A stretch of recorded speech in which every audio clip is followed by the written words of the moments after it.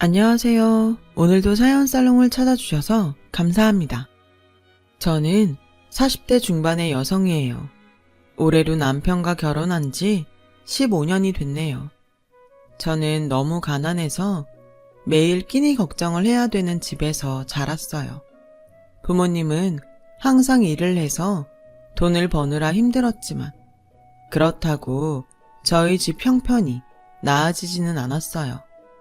아무리 돈을 모으려고 애를 써도 버는 게 너무 적었기 때문에 저희 집은 가난에서 벗어나지 못했고 결국 제가 12살 때 부모님은 중대한 결정을 내리게 됐어요. 당시 7살이었던 남동생을 아들이 없는 부잣집으로 보내기로 한 거였어요. 그리고 얼마간의 금전적인 도움을 받기로 했죠. 엄마는 동생이 떠나기 전날 밤에 우리를 계속 안고서 우셨어요. 미안하다. 부모 잘못 만나서 너희가 이런 고생을 하는구나. 정말 미안하다. 한편으로는 동생이 잘 사는 집에 가서 부족한 것 없이 살면 그게 더 좋을 거라고 생각하신 것 같아요. 동생이 가고 나서 저희 집은 전보다 좀 나아졌어요. 항상 쌀이 집에 있었고 엄마는 매일 일하러 나가지 않게 됐어요. 저는 가끔 동생이 보고 싶어서 어디로 갔는지 물어봤지만 부모님은 절대 알려주지 않았어요. 서로 찾지 않는다는 약속을 한 것 같더라고요.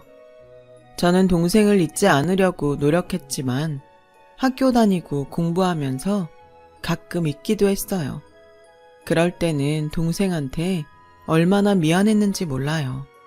언젠가는 만날 수 있을 거라는 희망을 버리지 않았죠.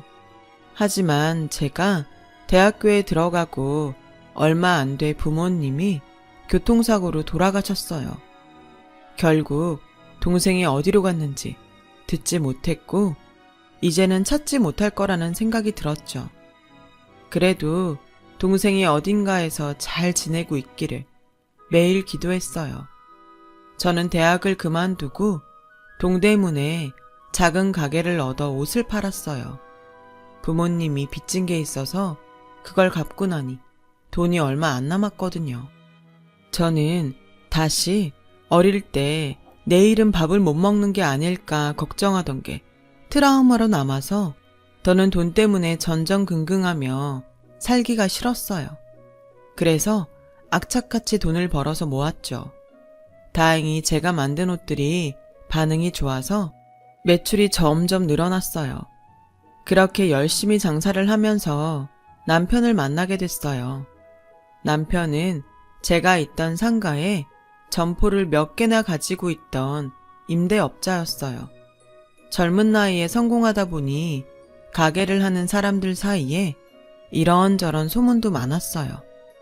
상가 점포뿐만 아니라 재개발 지역에 땅이 있고 건물도 있다는 말도 있었죠. 저는 남편이 제게 관심을 보일 때 거절하지 않았어요. 기왕이면 돈이 좀 있는 사람을 만나고 싶은 게 솔직한 심정이었거든요. 남편은 제가 야무지게 일 잘하는 모습이 보기 좋다고 했어요. 항상 보면 가게 문도 제일 일찍 열고 늦게 닫고 옷도 손님들이 고르기 좋게 진열도 잘 해놓더라고요. 이렇게 꼼꼼하고 확실한 사람이랑 같이 살면 참 좋겠다고 생각했거든요. 라며 제게 프로포즈를 하더라고요. 저는 너무 얼떨떨해서 근데 저는 상진 씨처럼 부자도 아니고 공부를 많이 한 것도 아니에요. 저를 좋게 봐준 건 감사하지만 나중에 저한테 실망하실지도 몰라요. 저도 대학 안 나왔어요.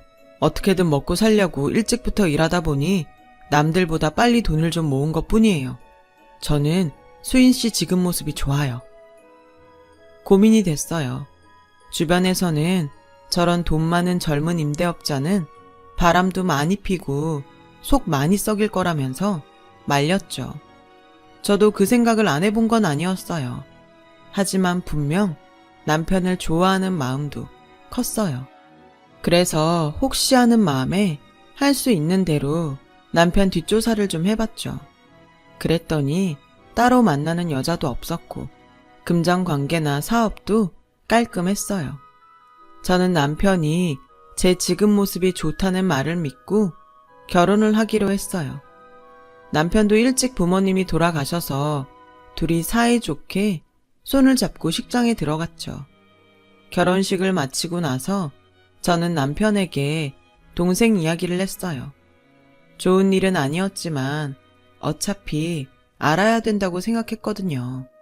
또 여전히 동생한테 미안한 마음이 있고 언젠가 만나게 될 거라는 희망을 버리지 않았다고 했죠. 어릴 때 그런 일이 있었다니 정말 힘들었겠네. 어린 마음에 상처가 컸겠어. 이렇게 얘기해줘서 고마워. 생각보다 더 관대하게 받아들이더라고요. 저는 그런 남편을 남들 말만 듣고 의심했던 게 미안하고 또 고마웠어요. 그래서 제 일을 계속하면서도 집안일도 소홀하지 않고 최선을 다해 남편을 위해 신경을 썼죠. 저희는 그렇게 별 문제 없이 6개월 정도를 행복하게 지냈어요. 그런데 어느 날부터인가 남편이 자꾸 생활비를 늦게 주더라고요. 원래 주기로 한 날짜에서 하루 이틀 늦어지더니 나중에는 일주일, 한 달 이렇게 밀리게 됐어요. 처음에는 저도 돈을 버니까 크게 신경 쓰지 않았지만 한 달이 지나도 생활비를 주지 않으니 더는 가만히 있을 수 없었어요. 요새 무슨 일 있어? 지난달 생활비 안 줬는데 혹시 잊어버린 거야? 아, 그랬지. 미안. 내가 깜빡했어. 이따 나가자마자 넣어줄게. 라며 그날 바로 입금을 했길래 정말 잊어버렸나 보다 했죠. 하지만 또 생활비를 늦게 주기 시작했고 나중에는 3달이 지나도 주지 않았어요. 저는 통장에 돈이 입금됐는지 확인할 때마다 가슴이 두근거리는 증상이 생겼어요. 내가 자꾸 잔소리나 하고 바가지 긁는 사람 될까봐 말 안 했는데 너무 신경이 쓰여서 말을 해야겠어. 도대체 무슨 일을 하고 다니길래 자꾸 생활비를 늦게 줘? 벌써 몇 번 늦어서 계속 입금 날짜 바꿨잖아. 그런데 이번에는 3달이야. 혹시 누가 가게세 못 내는 사람 있어? 그런 거면 나도 이해하니까 솔직히 말해봐. 정말 미안해. 당신도 돈을 벌고 그 돈으로 생활비 충분히 되겠다고 생각하니까 자꾸 잊어버리는 것 같아. 왜 내 건물 작은 거 있잖아. 거기 리모델링이 필요하대서 돈이 들어가다 보니까 그렇게 됐네. 근데 당신이 이렇게 신경 쓸 줄 몰랐어. 그런 건 얘기를 해줘야 내가 오해를 안 하지. 아무 말도 없이 생활비도 안 주니까 무슨 큰일이라도 생긴 건가 걱정했잖아. 나도 돈이 들어올 게 안 들어오니까 마음이 불안해지고. 당신 많이 불안했구나. 당신 돈도 꽤 있고 우리도 이렇게 넉넉하게 사는데 불안해하지 않았으면 좋겠어. 우리보다 더 없이 사는 사람들도 많잖아. 넉넉하긴 하지만 들어올 돈이 들어와야 적금도 제대로 넣는 데다가 들어올 돈이 안 들어오면 자꾸 불안하단 말이야. 내가 너무 없이 살아서 그런 것 같긴 한데 나도 어쩔 수가 없어. 알았어. 미안해. 내가 앞으로 밀리지 않고 잘 넣을게. 라고 저를 달랬고 그날 밀린 생활비를 다 보내주더라고요. 그렇게 몇 번 더 실랑이를 벌이고서야 남편은 제때에 생활비를 넣어줬어요. 그러던 어느 날 제가 가게에 나갔는데 건너편에 있는 친한 언니가 자기야, 자기네 B동 땡땡호 왜 팔았어? 거기 장사도 잘 되는데 거기 언니랑 나랑 친해서 자주 갔는데 그 언니가 가게 주인 바뀌었는데 너무 구두쇠라고 짜증이 이만저만 아니더라고. 그런 노른자 자리를 판 거 보면 괜찮은데 투자하나 보다. 저는 당황했지만 웃으면서 아, 그렇게 됐어요 언니. 라고 얼머부리고 저를 모르는 부동산에 가서 알아봤어요. B동 땡땡호요? 그거 판 지 2주는 됐죠? 가격 잘 쳐서 받았다는데 혹시 그 가게 살려고 했어요? 그쪽 상가는 여기에 안 내놔요.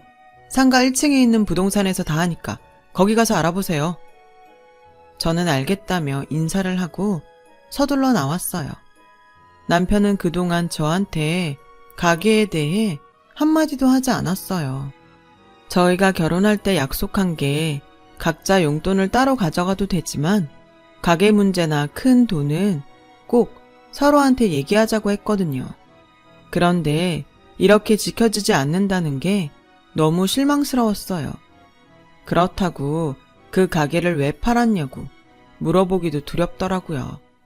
혹시라도 다른 여자가 있다던가 도박 같은 걸 했다고 하면 어쩌나 겁이 났거든요. 남편은 그런 제 속도 모르고 웃으며 집에 들어오더군요. 오늘은 집에 일찍 들어왔네. 나는 오늘도 혼자 저녁 먹을 줄 알았는데 잘됐다. 우리 치킨이라도 시켜 먹을까? 라는데 정말 마음이 복잡해지더라고요. 며칠을 잠도 제대로 못 자며 지내고 있는데 상가에서 언니들이 저한테 조심스럽게 묻더라고요. 있잖아, 내가 땡땡동에 살거든? 근데 거기서 네 남편을 봤는데 다른 여자랑 걸어가더라고. 그러자 제가 대답하기도 전에 친한 언니가 잘못 봤겠지. 얘네가 얼마나 금술이 좋은데 그래? 쓸데없는 소리들 하지 말고 가서 장사나 해. 라고 하자 언니들은 아니야, 정말 봤단 말이야. 얘 남편 맞는데? 확실하지도 않잖아. 이름 불러봤어? 아니지? 그럼 말하지 마. 라며 친한 언니가 그 언니들을 정리했어요. 저는 고민 끝에 흥신소에 부탁을 해서 남편 뒷조사를 시작했어요. 너무 답답하고 불안해서 안 되겠더라고요. 저는 뒷조사 결과가 나오기 전까지 아무 일도 없는 것처럼 행동하려고 애를 썼어요. 하지만 혹시라도 남편이 눈치채지 않았을까 걱정이 되긴 했죠. 오늘은 밖에서 별일 없었어? 혹시 기분 나쁜 일은 없었고? 라고 물었더니 남편은 이상하다는 듯 저를 보며 아무 일 없었는데 왜 그래? 요즘 왜 자꾸 그런 걸 물어봐? 그냥 요즘 하도 세상이 험하니까 혹시 무슨 일이 있나 해서 그러지. 라며 얼머부렸어요. 당신은 걱정이 너무 많은 것 같아. 좀 더 마음을 편하게 가지려고 노력해봐. 그렇게 사서 걱정하면 스트레스 쌓여서 건강에도 안 좋대. 요가 같은 게 정신 건강에도 좋다던데 그런 학원이라도 다녀봐. 라며 태평하게 얘기하는데 정말 속이 터지는 것 같았어요. 그렇게 시간이 흘렀고 드디어 흥신소 사람을 만나는 날이 됐어요.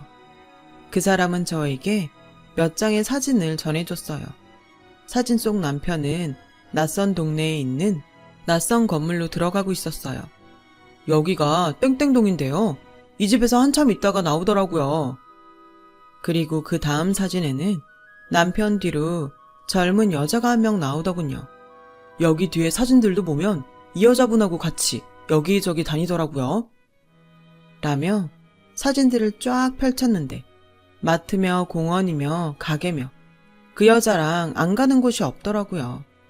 저는 정신없이 그 사진들을 봉투에 담아 넣고 그 자리에서 나왔어요.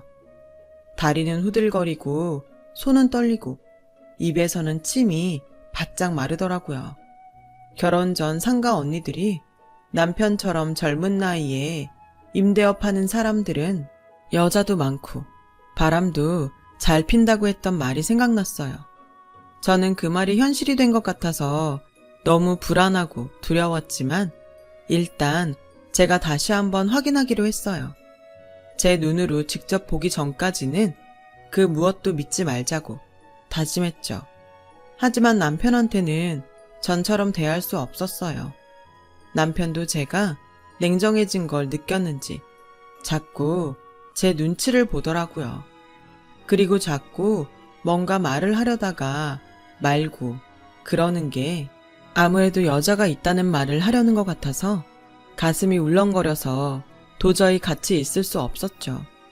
그래서 저는 신상품을 만든다는 핑계로 작업실에 틀어박혀서 집에 들어가지 않았어요. 남편은 작업실로 찾아와서 이렇게 일만 해서 어떡해. 벌써 일주일째네. 내가 맛있는 거 좀 사줄까? 이러다가 몸 상하겠어. 괜찮아. 나 신경 쓰지 말고 가서 일 봐. 라고 거절하자 남편도 더 말을 못하고 그냥 가더군요. 그렇게 시간을 보냈는데 흥신소에서 연락이 왔어요. 남편이 차를 타고 땡땡동 쪽으로 가고 있다는 거였어요. 저는 바로 작업실을 나와서 택시를 타고 땡땡동으로 갔어요. 가는 동안 어찌나 가슴이 두근대고 얼굴에 열이 올라오는지 택시 기사가 무슨 말을 하는데도 하나도 들리지 않더라고요. 저는 흥신소 사람이 말한 곳에 내려서 사진에 있던 건물을 봤어요. 5층짜리 상가주택이더라고요.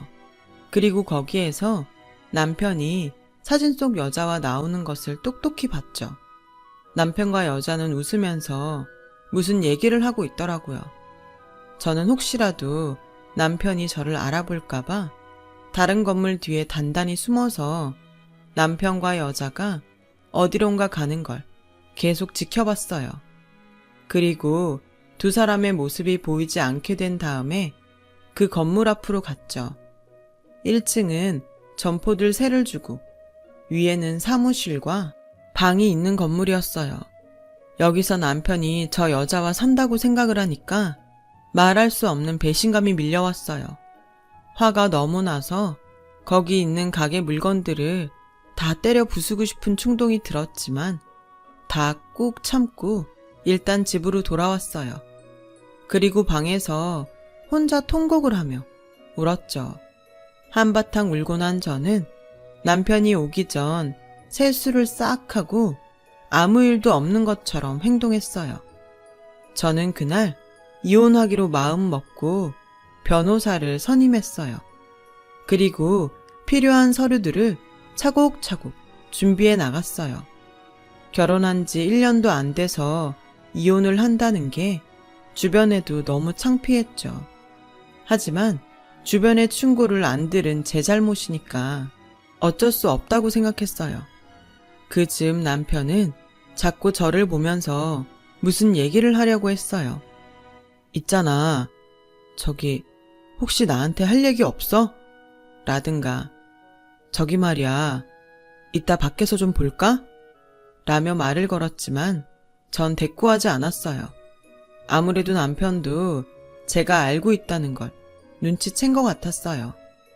그래서 되도록 빠른 시일 내에 이혼 얘기를 꺼내야겠다고 생각했죠.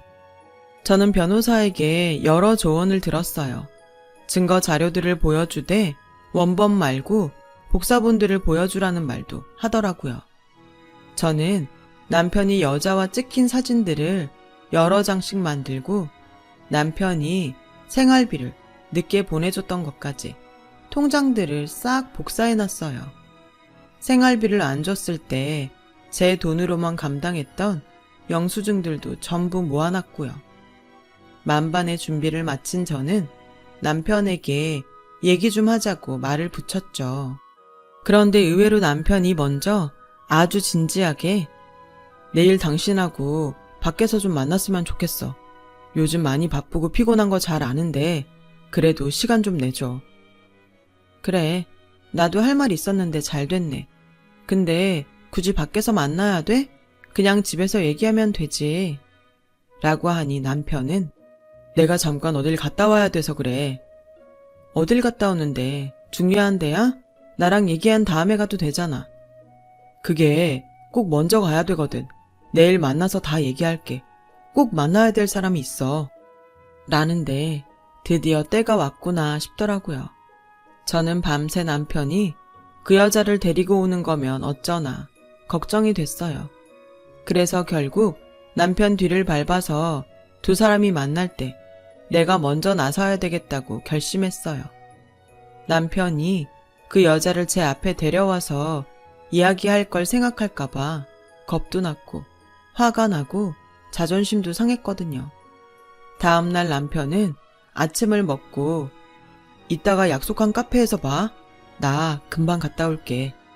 라며 나가더군요. 저는 남편이 차를 타고 가는 걸 보고 바로 택시를 불러서 남편 뒤를 따라갔어요. 그리고 예상대로 남편은 그 여자가 있는 건물 앞에서 내리더라고요. 남편이 건물로 들어간 걸 확인한 저는 얼른 따라가서 남편이 올라가는 뒤를 살금살금 쫓아갔어요. 살림집이 있는 현관문 벨소리가 나더니 문이 열리는 소리와 함께 여자 목소리가 들렸어요. 오셨어요? 준비하고 있었어요. 저는 더 이상 참지 못하고 뛰어 올라갔어요. 당신 여기서 지금 뭐 하는 거야?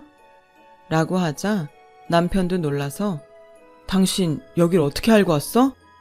라고 했고 여자도 놀라서 저를 쳐다보더군요. 둘이 너무 뻔뻔한 반응에 제가 막 화를 내려는데 여자가 갑자기 집으로 들어가며 잘 됐네요. 잠시만요. 하더니 잠시 후 나타났어요. 저는 그 장면을 보고 아무 말도 할 수가 없었어요. 여자가 끌고 나온 휠체어에 한 남자가 앉아 있었거든요. 저는 잠시 멍하니 쳐다보다가 남편을 쳐다봤어요. 혹시 저 사람...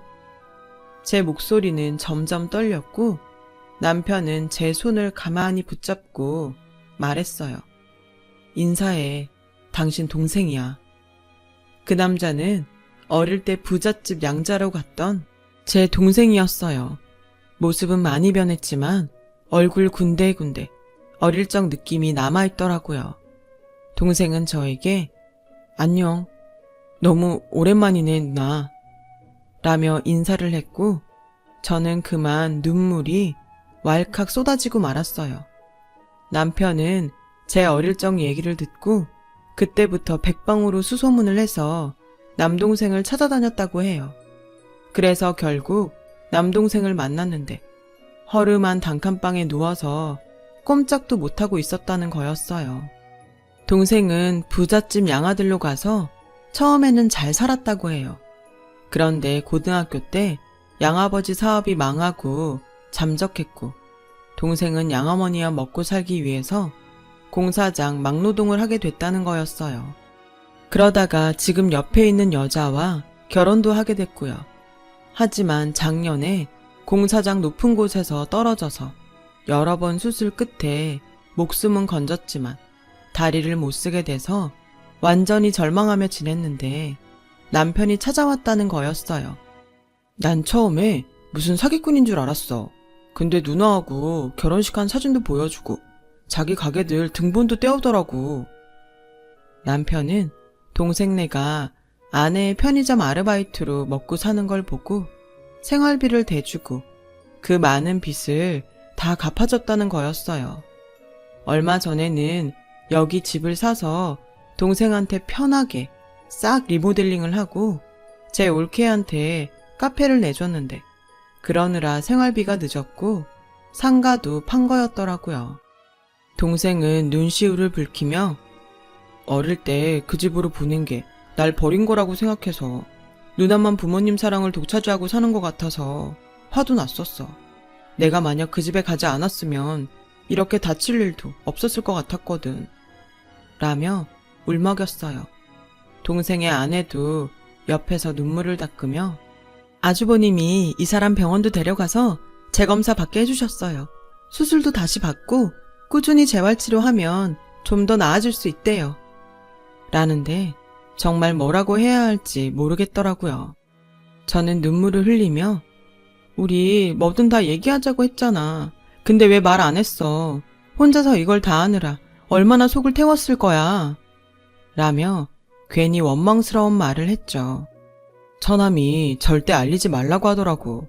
당신한테 말하면 잠적할 거라고 그러잖아.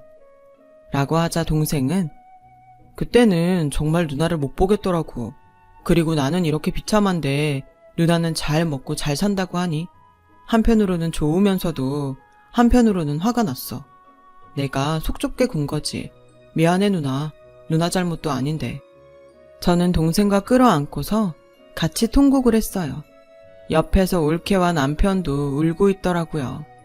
그렇게 한참을 울고 난 후에 동생 집으로 들어가는데 남편이 근데 정말 여기는 어떻게 알고 온 거야? 라길래 저는 어쩔 수 없이 사실대로 털어놓았어요. 제 얘기를 다 들은 남편은 웃으면서 안 그래도 내가 여기서 상가 사람을 만났거든. 혹시나 당신 귀에 들어가지 않았을까 당신한테 물어봐도 대답도 안 하고 요즘 계속 기분도 안 좋아 보여서 걱정이 되긴 했어. 라길래 저는 내가 그렇게 의심했다는데 화도 안 나? 의심할 만한 상황이긴 했잖아. 동생은 정말 저를 다시 볼 생각이 없었대요. 하지만 남편이 계속 찾아와서 저도 어쩔 수 없는 상황이었다는 걸 계속 설명을 했고, 그러면서 동생 처지를 돌봐주자 마음이 풀렸다고 하더군요. 누나가 진짜 남편 하나는 잘 만난 것 같아. 라고 하는데 정말 미안한 마음에 어쩔 줄을 모르겠더라고요. 남편한테 계속 미안하다고 그리고 고맙다고 했고, 남편은 괜찮다며 자기도 말 못해서 미안하다고 저를 토닥여줬어요. 그렇게 저와 남편의 사이의 오해는 풀리게 되었죠. 동생은 수술을 받게 됐어요. 저는 동생이 재수술을 하는 동안 수술실 앞에서 지키고 있었어요. 동생은 무사히 수술을 마쳤고 재활치료에 들어갔어요. 올케가 카페 일로 바쁠 때는 제가 동생을 데리고 병원에 다녔고요. 그렇게 몇 년간 노력했더니 동생은 일어나서 걸을 수 있게 됐어요. 물론 지팡이를 짚어야 되긴 했지만 그것도 차차 나아질 거라고 믿고 있어요. 그렇게 저는 남편 덕분에 어릴 때 헤어졌던 동생과 다시 만났고 지금은 두 집이 서로 오가며 행복하게 살고 있답니다. 저와 남편 사이에는 아들, 딸, 남매도 생겼고요. 동생도 딸을 낳았어요. 정말 예전에 고생했던 걸 생각하면 요즘은 매일이 꿈만 같아요. 동생은 온라인 쇼핑몰을 만들어 직원을 두고 제가 만드는 옷들을 판매하고 있어요. 저도 더 제대로 하고 싶어서 애들을 키우면서 의상 공부도 틈틈이 하는 중이에요. 나이가 많지만 앞으로를 위해서 더 많이 배워야죠. 인생이란 게 그 자체가 참 영화인 것 같아요. 지금까지 제 이야기를 들어주셔서 너무 감사합니다. 모든 분들 좋은 일만 있었으면 좋겠어요. 그럼 늘 행복하고 건강하세요. 여러분, 사연 댓글에 응원과 현명한 조언 부탁드려요. 좋아요와 구독은 저에게 큰 힘이 됩니다. 오늘도 좋은 일 가득하세요.